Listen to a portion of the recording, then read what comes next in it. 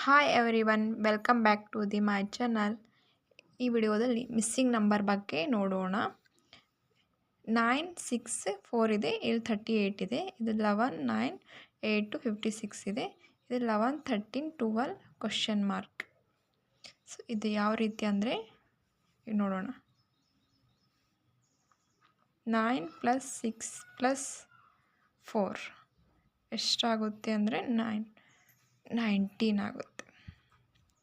19 × 2 ಮಾಡಿದರೆ 38.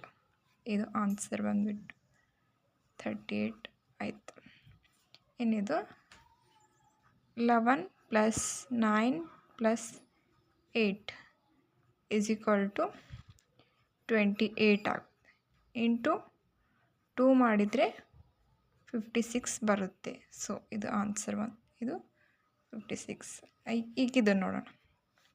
11 + 13 + 12 = 36 ಆಗುತ್ತೆ. 36 × 2 ಮಾಡಿದರೆ ನಮಗೆ 72 ಬರುತ್ತೆ. ಸೊ ಇಲ್ಲಿ ಕ್ವಶನ್ ಮಾರ್ಕ್ ಇದ್ದರೆ 72 ಆನ್ಸರ್ ಬಂದುಬಿಟ್ಟು 72 ಆಗುತ್ತೆ.